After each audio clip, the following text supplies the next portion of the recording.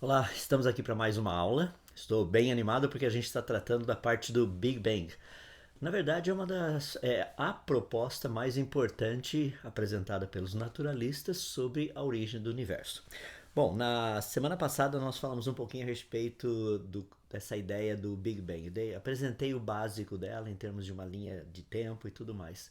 Essa foi a nossa última aula. Seria muito legal se você puder dar uma olhadinha para relembrar um pouco a respeito disso. Hoje, na aula de hoje, eu queria tratar a respeito das propostas específicas do Big Bang.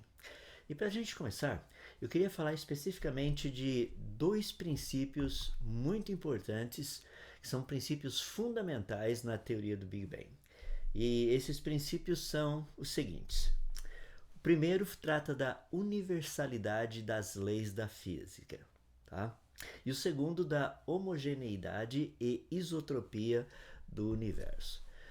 Lembra que toda teoria precisa ter uma base para você poder discutir, para você poder pelo menos esclarecer. Ou seja, a teoria ela está propondo algo e a gente precisa saber qual a base dessa proposta. E aí você tem as duas. Deixa eu me colocar de uma forma bem assim prática para a gente entender cada uma dessas propostas, tá bem? E aí vai. A primeira delas está relacionada com a universalidade das leis da física. Você está vendo aí é a segunda lei da termodinâmica, a entropia.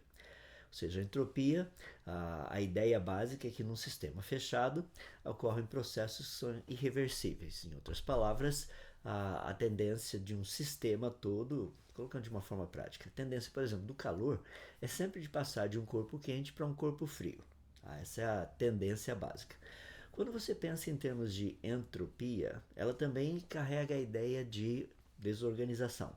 À medida que o tempo passa, sistemas deixados por conta própria vão se autodesorganizando.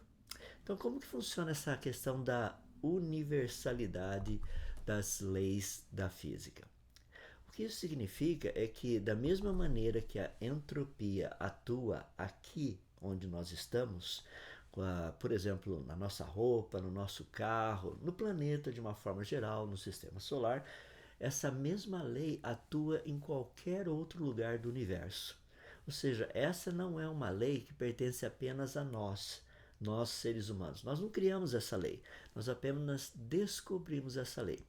Imagine o seguinte: se tivesse uma outra civilização, se houvesse uma outra civilização em qualquer lugar do universo e fosse uma civilização inteligente, com capacidade de descobrir coisas, eles também iriam descobrir essa lei.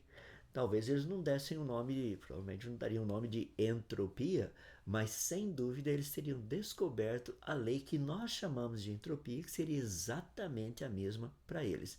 Ah, Aqui as coisas têm a tendência de ir do organizado para o desorganizado, lá também do organizado para o desorganizado. As leis seriam as mesmas em todos os lugares. Qualquer lei da física que nós tenhamos descoberto aqui funcionaria em qualquer outro lugar. Pode ser aqui na nossa galáxia, em qualquer outra galáxia. E aí é o ponto. Teria que funcionar desde o início do universo também. Porque esse é o princípio da universalidade das leis da física. O segundo princípio, que é bem interessante também, ele trata de uma forma específica da homogeneidade e isotropia. Vocês estão vendo duas figuras aí. A ideia de homogeneidade significa que, independente de onde você estiver, o universo apareceria, ou se pareceria exatamente o mesmo, independente de onde você estiver, independente da maneira do lado que você olhar. Essa ideia, essa ideia é muito importante pelo seguinte: quando nós falamos da homogeneidade, nós estamos tratando de uma forma específica de um universo que é independente da direção que você olhar, ele aparenta ser exatamente o mesmo, tá? Ou seja, ele é homogêneo. Essa ideia de homogêneo tem várias implicações, eu não vou entrar aqui em todos os detalhes, mas a ideia principal é que matéria deveria estar distribuída no universo todo de uma forma homogênea. Ou seja, nós deveríamos ter assim galáxias, estruturas e todas elas muito parecidas, independente da direção que você olhar. Por quê? Porque um Big Bang não teria direções preferenciais. O Big Bang não iria causar estruturas preferenciais. Por quê? Porque teria que ser um processo aleatório. Percebe? Então essa ideia de homogeneidade é muito importante. A segunda, você pode ver na imagem do lado direito, é a ideia de isotropia. E quando eles falam de isotropia, significa que independente da direção ou do ângulo que você olhar, as coisas se pareceriam praticamente idênticas, seriam iguais. Ou seja, se você olhar para um grupo de galáxias daqui e um outro observador olhar de um outro grupo de galáxias de um outro lugar, tanto nós quanto eles veríamos mais ou menos essa mesma dinâmica, a mesma aparência do universo, deixe-me colocar assim. Portanto, esses dois princípios da homogeneidade, ou seja, matéria distribuída de uma forma uniforme em todo o universo, e a ideia de isotropia, ou seja, independente da direção que você olhar, o universo teria aparência exatamente a mesma, seria a mesma aparência. Essas são duas ideias muito importantes, são ideias fundamentais no Big Bang. A pergunta que a gente começa fazendo é a seguinte: essas duas propostas, as leis da física serem as mesmas em todos os lugares do universo, e a ideia de homogeneidade e isotropia, elas são verdadeiras? A primeira, sem dúvida. Nós já temos visto em galáxias distantes aqui que certas coisas acontecem lá do mesmo jeito que acontecem aqui. Então a ideia de que as leis da física atuam em todo lugar da mesma maneira, isso não tem nenhum problema. Lembra que talvez tenham mais leis para serem descobertas ainda. Nós talvez não tenhamos descoberto todas elas, tá? Mas aquelas que nós já descobrimos e temos testado funcionam tanto aqui quanto lá. Então essa é a primeira parte aí, o primeiro princípio, tranquilo. O segundo princípio é um pouquinho mais complicado, porque não é o que nós temos encontrado. Então vamos tratar um pouquinho a respeito desse segundo princípio, mas eu quero olhar de uma forma um pouco mais abrangente, que são literalmente as 4 principais propostas básicas da cosmologia Big Bang. E são elas: a primeira, a abundância de elementos químicos leves no universo. A segunda, a radiação cósmica de fundo. A terceira, a estrutura em grande escala. E a quarta, a lei de Hubble. Essas são 4 propostas fundamentais. Elas são chamadas de as evidências do Big Bang. Então nós vamos parar e pensar um pouquinho a respeito disso e vai lá, tem muita coisa agora para você anotar aí. Eu vou um pouco mais devagar para ficar mais fácil, tá? Como eu já disse no passado, as nossas aulas eu gosto de fazer mais como se fosse um bate-papo. A gente vai aprender.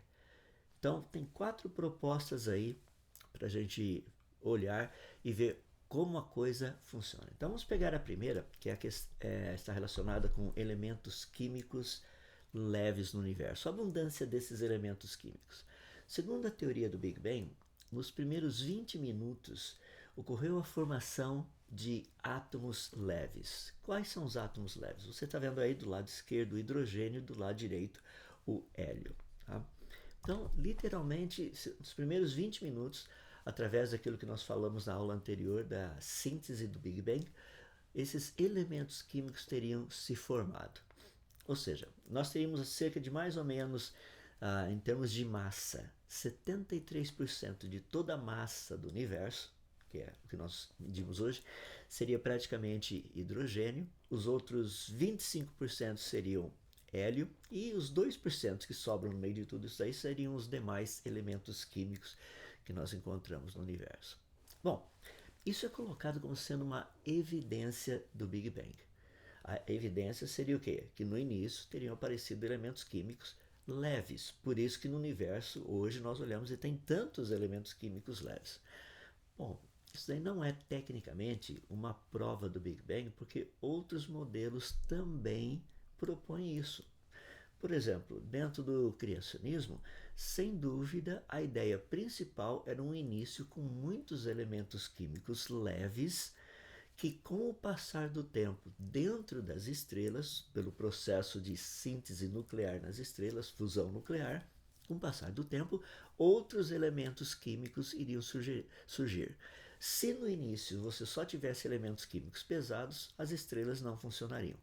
Então, qualquer modelo, que fizer uma proposta de um universo que funcione, o universo teria que ter uma abundância gigantesca de elementos químicos leves no seu início. Então, isso não é algo só do Big Bang, seria uma evidência do Big Bang.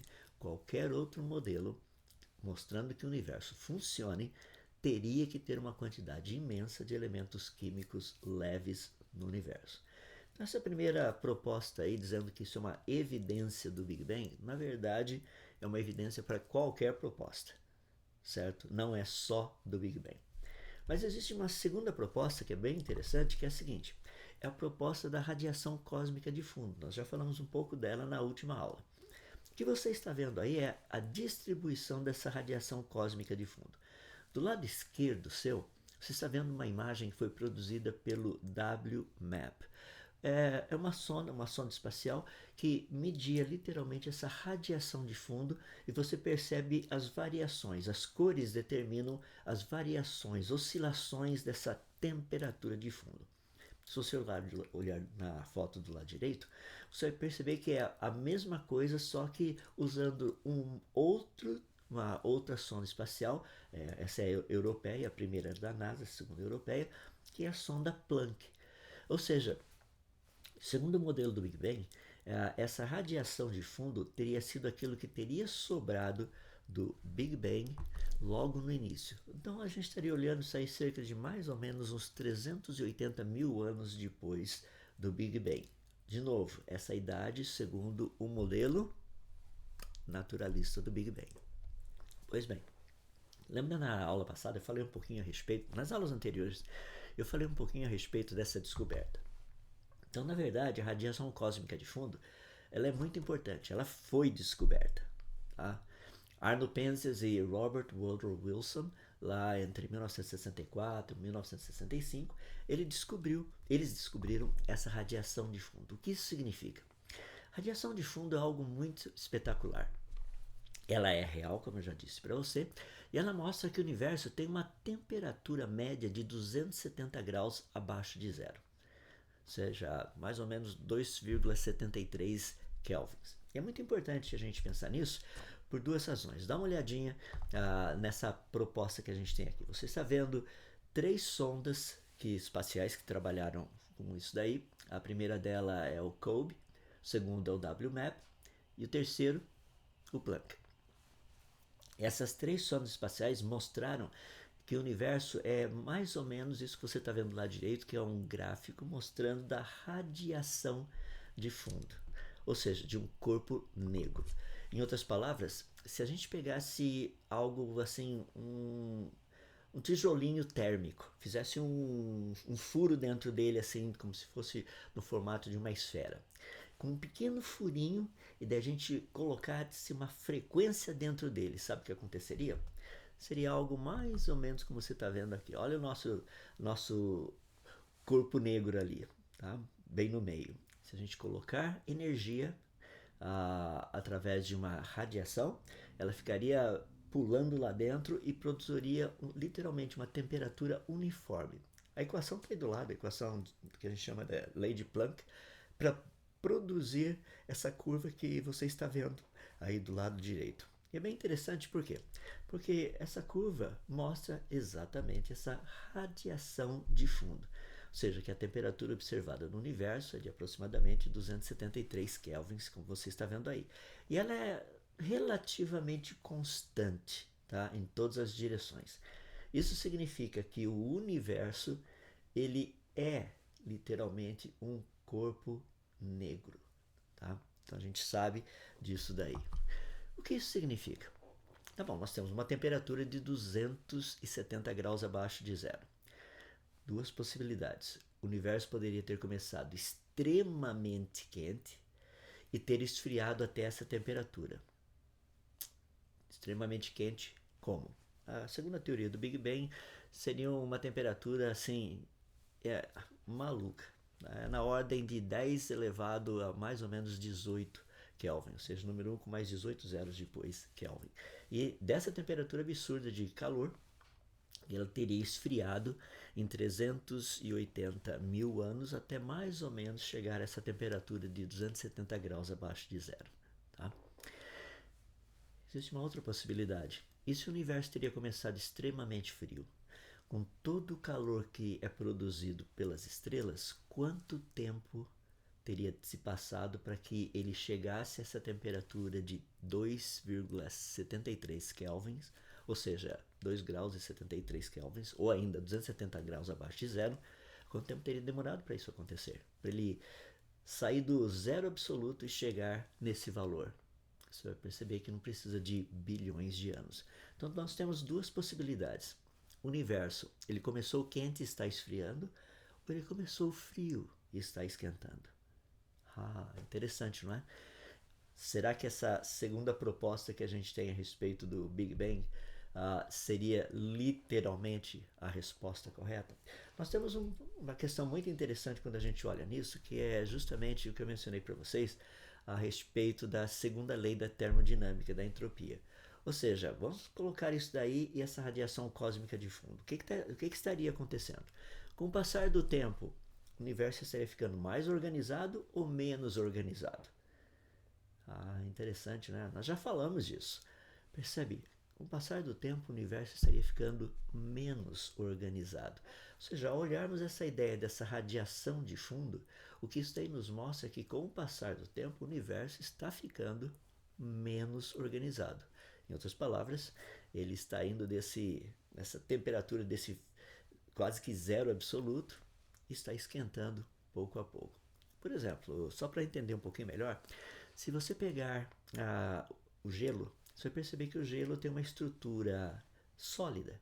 Ele é mais organizado, as moléculas de água estão mais organizadas. À medida que você esquenta, elas vão ficando desorganizadas até você ver literalmente essa evaporação que acontece numa panela quando você está cozinhando alguma coisa. Tá? Então essa ideia, com o passar do tempo, ele vai ficando mais desorganizado.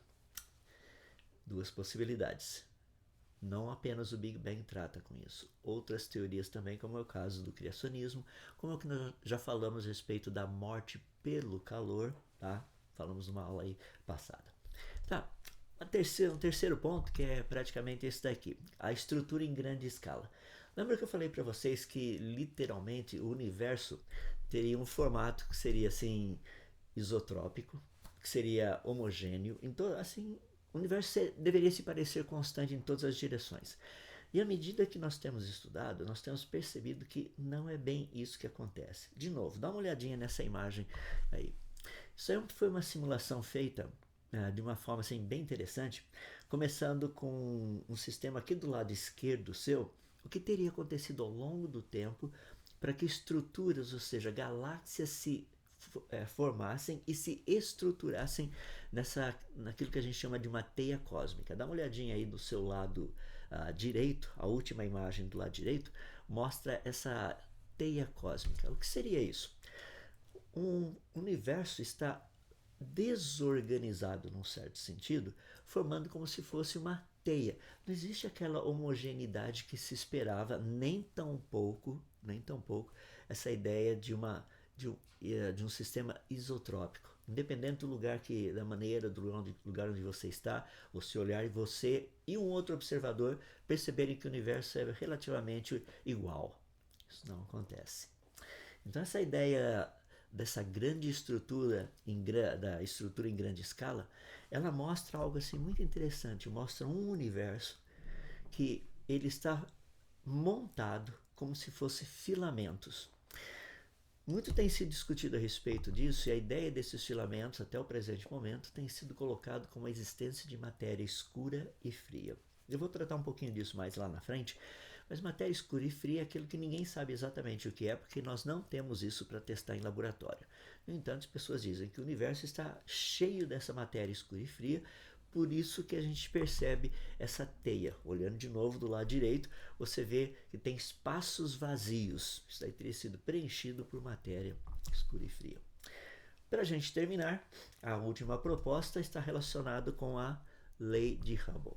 A lei de Hubble diz o seguinte, que a velocidade com que as galáxias se afastam é proporcional à distância que elas estão da gente. Essa distância é multiplicada por uma constante, e essa constante seria a lei de Hubble. Em outras palavras, essa constante equivale a 73 quilômetros por segundo por megaparsec. Ou seja, todas as galáxias estão em movimento. Essa ideia da lei de Hubble tem sido muito utilizada para demonstrar que o universo está em expansão. Bom, tem várias teorias que propõem que o universo esteja em expansão. Isso não é só o Big Bang. Então você vai falar e pensar, vai me perguntar o seguinte: espera aí. Então nós temos essas 4 propostas fundamentais que seriam as evidências, mas essas evidências não pertencem só ao Big Bang? Correto. Percebe? Elas têm sido utilizadas como provas do Big Bang, mas qualquer outra teoria que trabalhe com o universo funcional necessitaria também dessas 4 evidências que a gente tem aí. Agora você conhece um pouquinho mais a respeito do Big Bang. E a gente vai poder trabalhar um pouquinho mais em cima disso nas nossas próximas aulas, que nós vamos falar especificamente dessas 4 propostas. Então, dá uma olhadinha de novo, observe cada uma delas, vê se ficou alguma dúvida e a gente vai continuar trabalhando nas próximas aulas. Legal? Um abraço para você, te vejo na próxima aula. Até mais.